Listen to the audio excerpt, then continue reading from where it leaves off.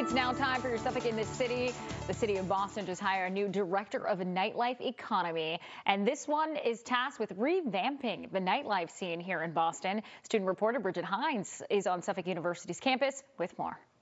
At the end of February, Boston announced that it hired a new director of nightlife economy. Locals in the club and restaurant scene agreed that one way Boston can improve its nightlife is through more access to late-night transportation. Jonathan Houghton, a professor of economics at Suffolk University, explains how hiring a director of nightlife economy could improve the city's nightlife.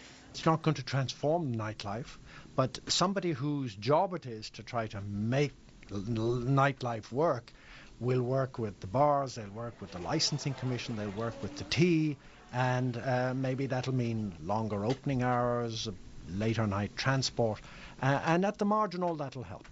The MBTA starts service around 5 a.m. and ends service around 1 a.m., 1 hour before bars, restaurants, and clubs are required to close.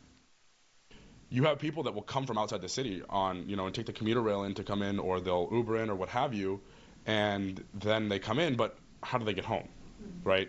So I think that's the biggest thing really is starting square one with the transportation. The nightlife manager at Tiki Rock also agrees that late night transportation should be more accessible.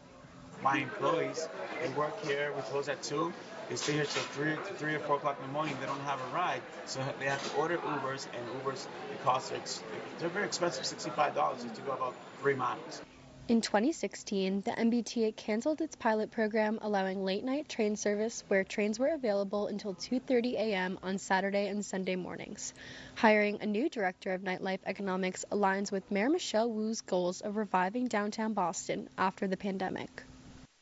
There are many other cities that don't have the density and concentration that Boston have, and that's a great benefit for nightlife. Plus, we do have some public transport, so it's not nothing. At least you can get into the venue, even if you can't get home. Locals in the club and restaurant scene are anticipating the policies, programs, and initiatives the city plans to implement to improve its nightlife. For Suffolk in the City, I'm Bridget Hines.